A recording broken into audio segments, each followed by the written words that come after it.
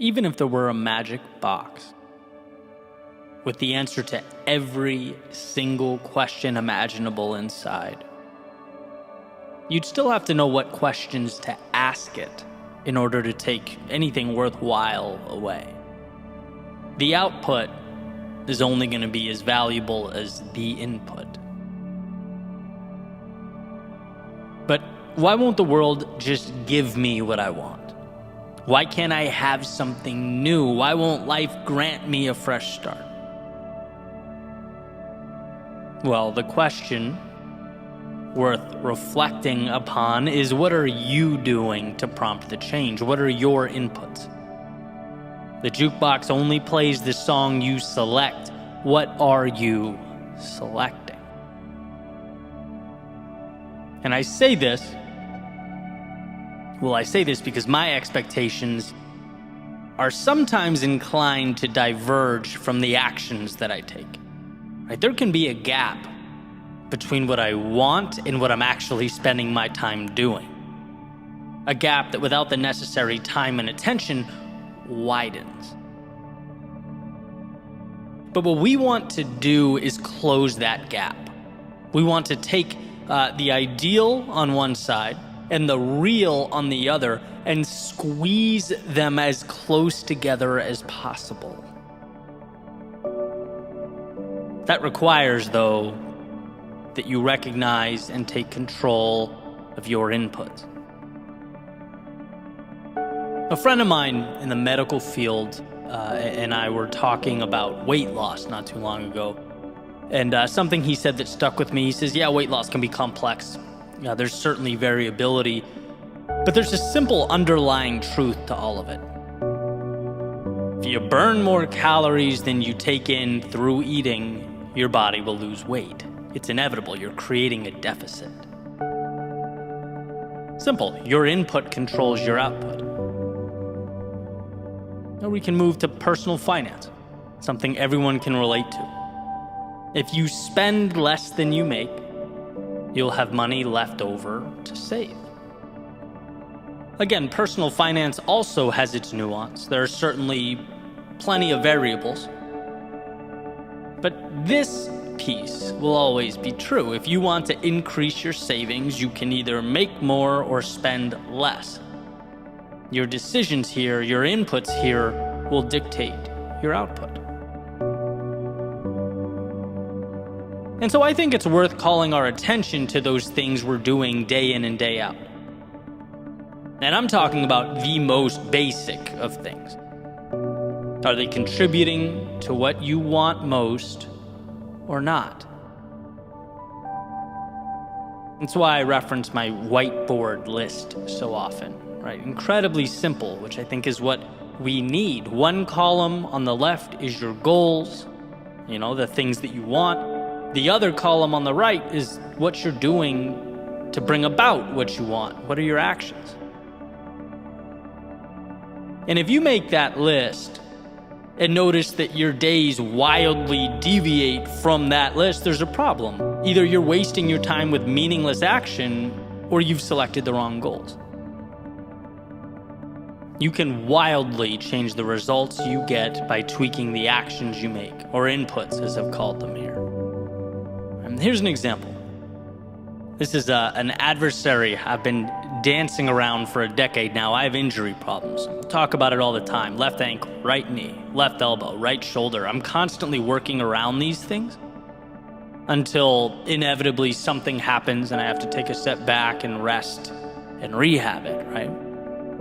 But what did I do? I saw a physical therapist. Definitely a valuable input, but not enough. I'm consistently working on my diet. Valuable input, but again, not enough. Hydration, right? Gallon of water a day. Valuable input, but not enough. I decided not too long ago to take yoga seriously, be obnoxiously serious about it. I'm going almost every day, and I think, I don't want to speak too soon, but I think I'm seeing something that I haven't seen in a decade. I feel good, and I'm able to do some weight training that previously I really couldn't. The output here is finally starting to look like I want it to look.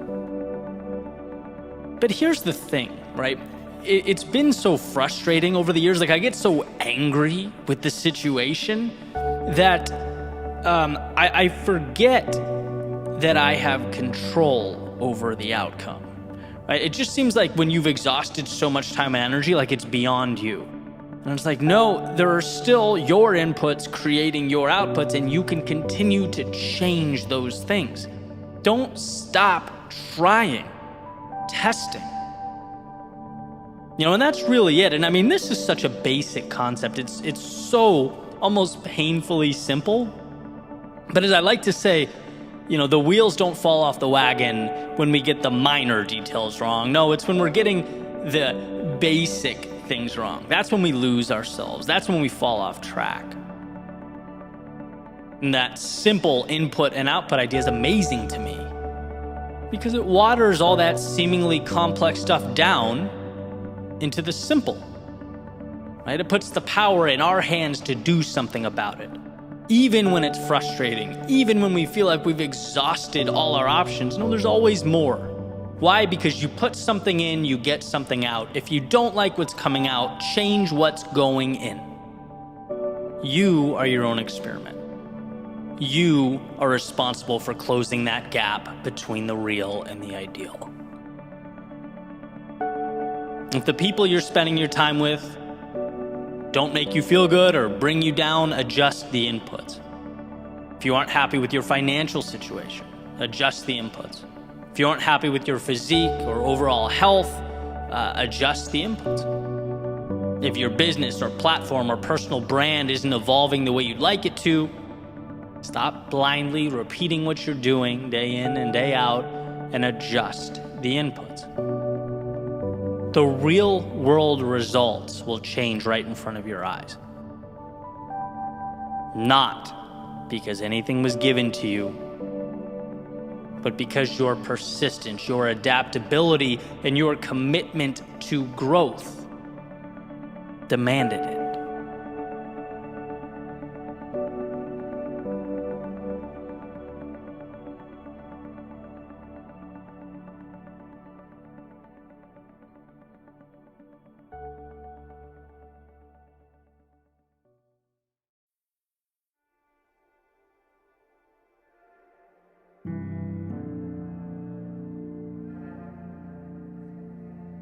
She had a picture framed on the table that said, "Make today amazing."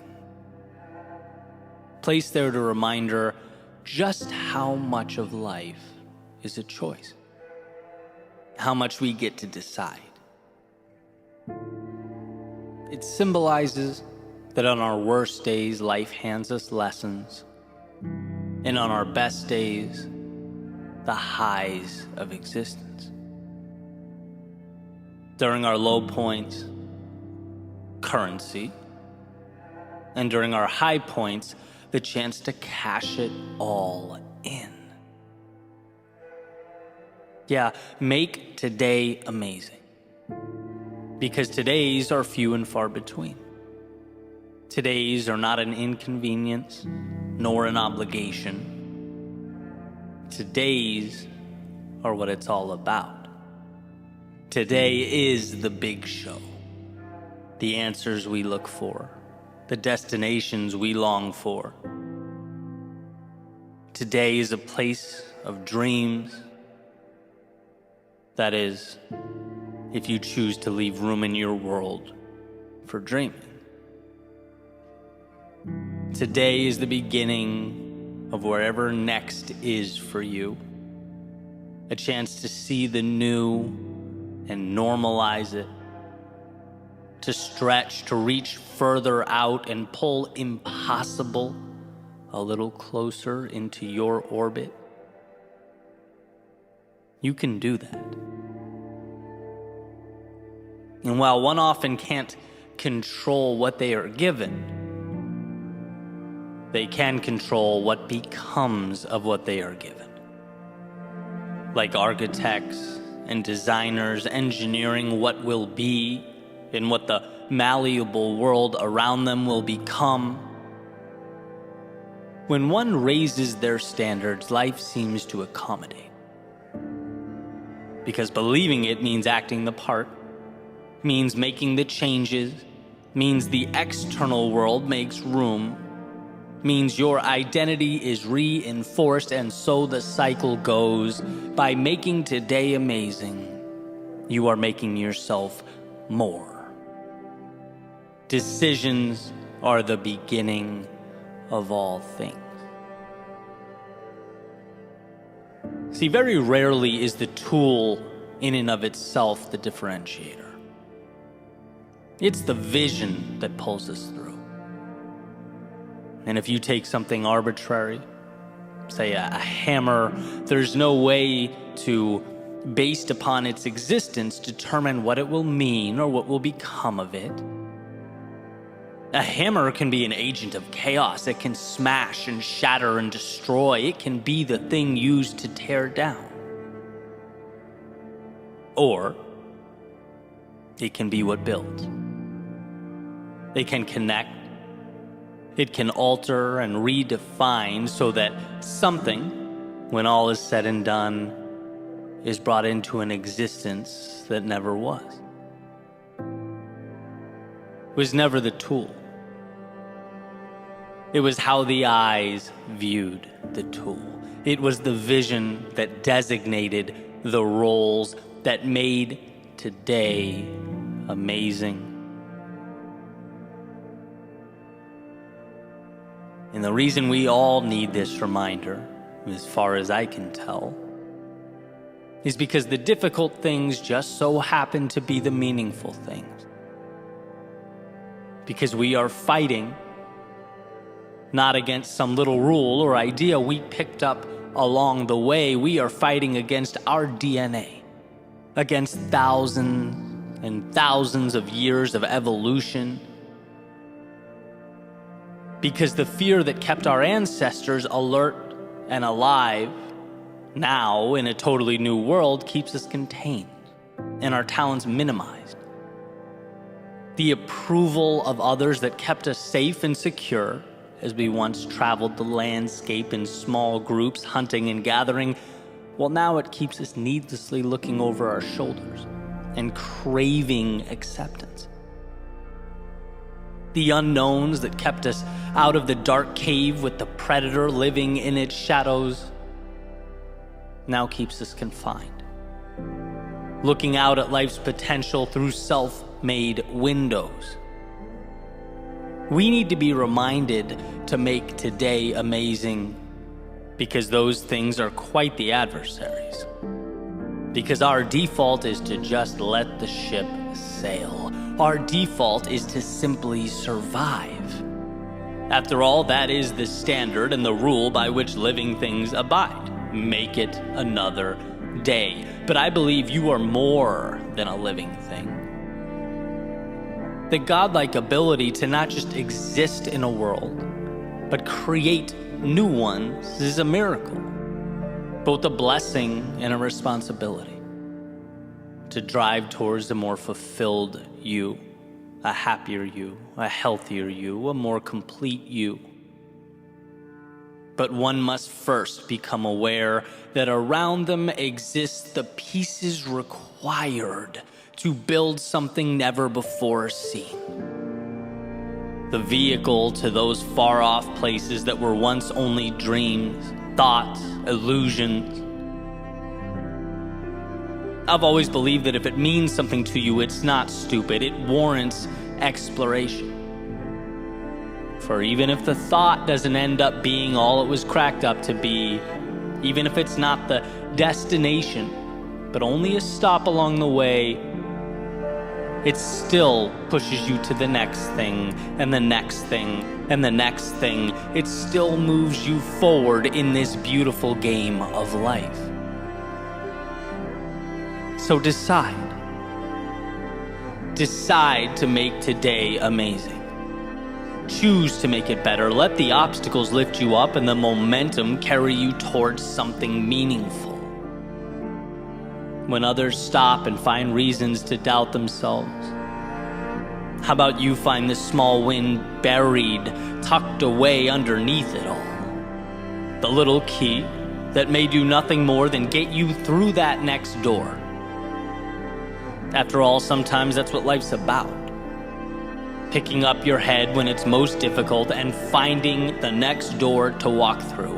And the magic is knowing you can always do that.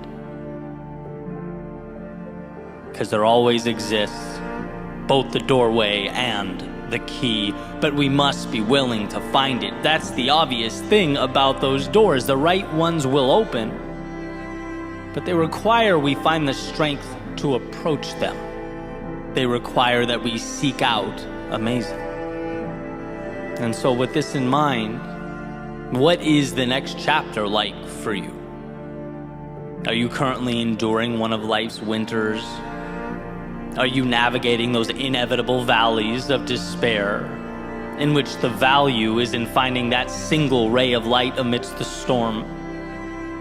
Looking within yourself for the courage to take one more step forward, and another, are you seeking out that spark that will reignite the fire in you? Because it's there, so long as you choose to make today amazing. Maybe you've climbed yourself out.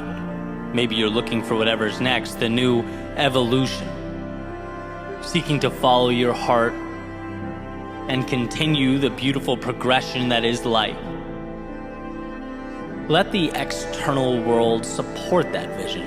Choose to see the detail not as trivial, but as the answers. The tools that will lift you up and support what you are building, it's there.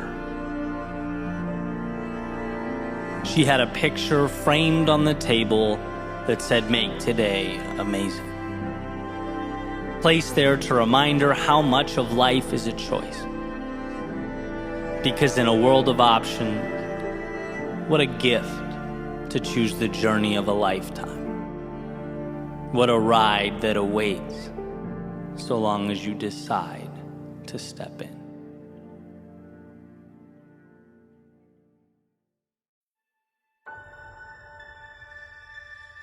The most important promises are the ones you make to yourself. Of all the people on planet Earth, it's most critical that you believe you. That when you commit, you show up. When you make plans, you follow through. When you tell yourself you'll do something, you actually do it. Here's what's interesting. Being that this is, I believe, the North Star, I'm consistently chasing down this standard, right? Trying to be better and better and better at following through. As I clearly think we all should, but keeping promises to yourself is different than keeping promises to others. When you let other people down, especially those close to you, you feel the social repercussions. And for human beings, negative social repercussions are painful. We care greatly about our reputation. Don't want to let others down.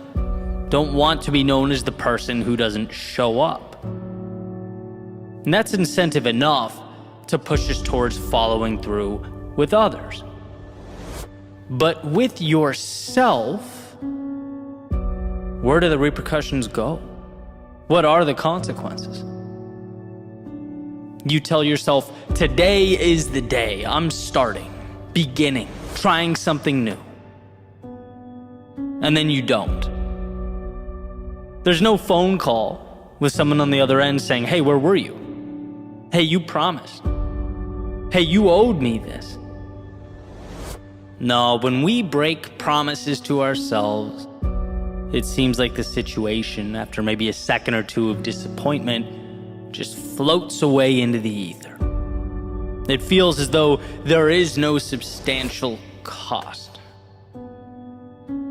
But I actually think those broken promises stick around. I think we wear them.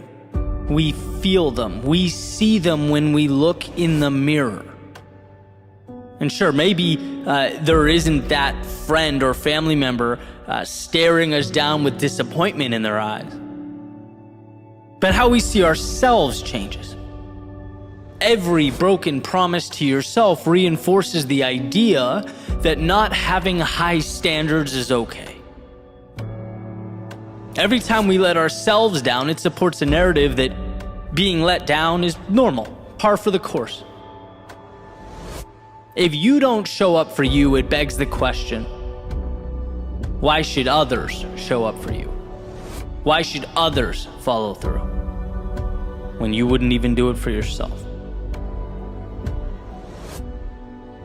I've always believed that so many facets of life start internally and are projected out. How you see yourself, treat yourself, is the sun around which all that other stuff revolves, right? Like the world will notice and act accordingly. It will conform to the standards you create for you. So let's work on those standards. Let's make it so there's skin in the game. So that when we break promises to ourselves, say, not today, or this is good enough for now, that we understand the magnitude of those decisions. Because they're not insignificant. They're crucial. And sometimes we have to highlight the consequences of what we don't do. Sometimes we have to make ourselves truly feel the opportunities we let slip away, as though we did actually hold them in the palms of our hands. There is a price to letting yourself down, and perhaps there's power in quantifying it. There's an idea that, life isn't really you versus anyone or anything else. It's you versus you. And just like you would never let a stranger talk down to you or tear you apart, why would it be okay for you to talk that way to yourself? Right? Like if a friend says he's going to meet you for coffee at 7 a.m. every morning and never shows up, in what world would you keep driving there, sitting down, waiting, brushing it off, and rinse, repeat? Of course not. You'd look around and go, this is crazy, I don't deserve this, I'm better than this. Your defenses would kick in, you'd make adjustments. And just as you shouldn't tolerate it from someone else, you shouldn't tolerate it from yourself, because you're better than that. Growth is a game of 1, identifying what's important, 2, creating small steps that move you in that direction, and 3, following through on those steps. Right? That's the formula. Being there for yourself when you fall. Hey, get back up, right? Falling is an indicator of progress, courage, and strength. Being there for yourself when you don't want to. Hey, I know you're tired. I know this doesn't seem fun right now, but you committed, and think about how good it's going to feel when you're done. Being there for yourself when you know there's more in you, but that voice in your head is tempting you to pack it all in or call it a day. Hey, it doesn't matter what that voice in your head says. There is no negotiating. You already made up your mind. See, there's power in simplicity. Find a target, aim, shoot. And although life is turbulent, there are certainly highs and lows. We are at our best when we decide what's important, initiate the journey, and show up. When I set the alarm clock, it can't be about rationalizing sleep. That beeping can't be about X many hours. No, it merely signifies a promise. It cries out, hey, remember what you said right before you closed your eyes last night? Well, time to bring that to life. So sure, that means be careful of the promises you make to yourself. Don't take them lightly. But once they are etched into the universe, they must be law. And I'm not talking about failure to adapt or try things. I'm not talking about being stubborn. I'm talking about the initial follow-through that precedes all that. Will we do what we said we would do? And I'm not emphasizing, making this the standard because life should be some perpetual boot camp. But rather because discipline is freedom. Because when we go to bed at night knowing we set goals and meet them, we see ourselves as winners. People follow through on who they believe themselves to be. It's an endless feedback loop. You see yourself as a winner, you carry yourself as a winner. You carry yourself as a winner, and other people see it. They treat you as such, and around it goes. So when you feel like skipping or procrastinating or quitting on yourself, remember that it's not just that immediate moment at stake. It's not a little thing. It's one brushstroke on the mural that is your current reality. It becomes you. And again, you wouldn't let other people talk down to you. So stop doing it to yourself. You wouldn't allow being stood up by others. So stop doing that to yourself. Become the king or queen of your own empire. Rule over yourself like it all matters, because it does.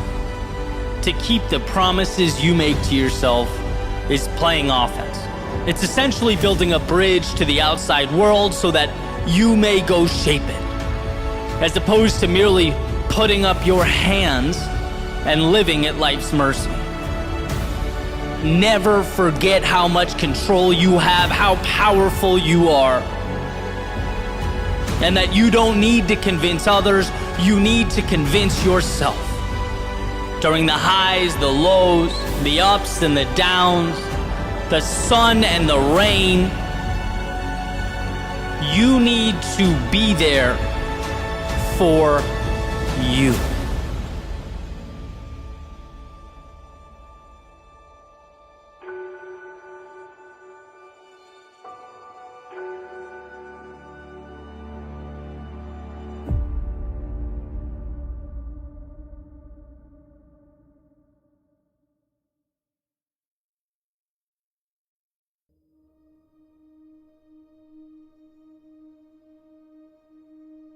The road to this moment wasn't an easy one. There were times where you thought you knew, but simply didn't. There were plans made that drastically differed from the ones fate had prepared. There were days that made you question yourself, your beliefs, that made you ask, what is my purpose? Look, to live is to have felt these things, asked these questions, to have seen firsthand the discrepancy between what we draw up and how life unfolds. And I think about this discrepancy often. The swings and misses, they hurt. You know, that quick shiver you feel down your spine when thinking about the wrong turns made. The tugging at your heartstrings when reflecting back on things said, or perhaps worse, left unsaid. It's easy to get lost in that feedback loop, letting the past dictate the present, letting yesterday define today. But here's what I've come to see as the truth. To experience the things that make life beautiful, we have to be vulnerable in a way we otherwise wouldn't. Open ourselves up to an unknown that, we could have skipped altogether if we really wanted to. All that pain, all that hurt the past provided could very easily be the reason you shut down, the reason you play small. That hell you walked through could be your justification for never stepping out into the chaos of life again. That would, at first glance, appear to make sense. seem ideal, even. But that pain could also be the reason you look around you and say, after all that, after experiencing everything life threw at me, I'm still here. And as I stand here now, I'm looking out at an array of possibility that is infinite. I'm equipped with an understanding and a worldview that was once foreign to me. I'm armed with a perspective that has changed my life for the better. By stepping out into the often dangerous, brutal, unforgiving world, I have elevated myself. And that has made all the difference.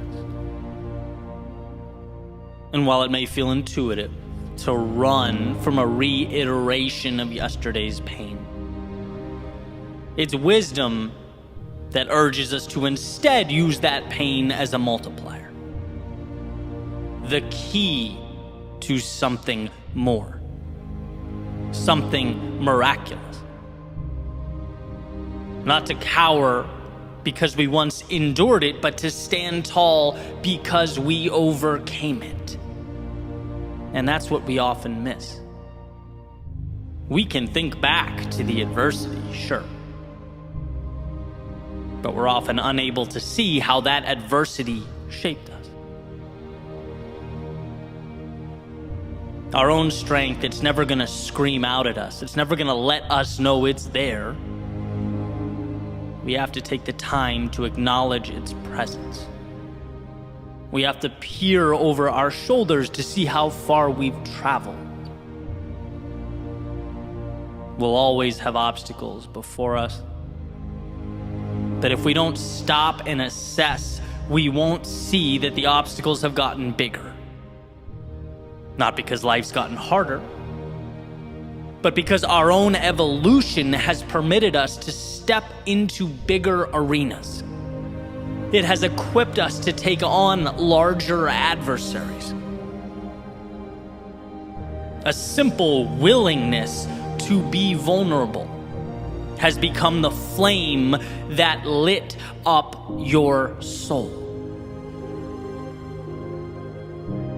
So the question is, will you step out? Will you see that vulnerability not as a crack in the foundation or a chink in the armor, but as strength? To love, it requires accepting a susceptibility to being hurt. To play the game requires an acceptance that you just might come up short. To bet on yourself means understanding that you might fall right on your face. To want more than you have now means acknowledging that you might be humbled along the way. This is what it means to live. Giving a piece of yourself in order to acquire that which means the most. The torturous, often counterintuitive willingness to step out into the darkness of night when your heart races and your mind moves 1,000,000 miles a minute. That's vulnerable. That is power. And it's an investment in a tomorrow that otherwise would not have been available to you. You are not your past. You are the wisdom derived from its lessons, the courage removed from its trials, and the hurt that was perhaps at one point the only thing you felt. It's not your reason to shrink into yourself. It's your reason to step back out, to say to the universe, I have the strength to again dance with the unknown, to risk the short-term discomforts that Life often hands out like candy in exchange for the chance, years from now, to look at your reflection and say, I got back up. I did the hard thing. I followed my heart. I wandered into that darkness to obtain the wondrous reality that is, for a time, concealed. I did that. So love again. Grow again. Try again. Build again. Believe again. See again. Feel again. Step out into the world again. This is who you are. Underneath the fear and insecurity, underneath all those reasons to not go, there lives the beginning of the miracle that is life. And it won't be easy. The timing will never feel perfect, but the question will always exist. It will always exist within an arm's reach of where you stand. Can you be that vulnerable? Can you be that courageous? And not just when things are going well, but amidst the turmoil, the chaos, the self-doubt, when your memory only wants to play highlight reels of where things went wrong, where you swung and missed. Will you choose to see those moments not as the chains that confine you, but as the strength that elevates you? Will you be vulnerable enough to give away some of you in order to expand and transform all of you?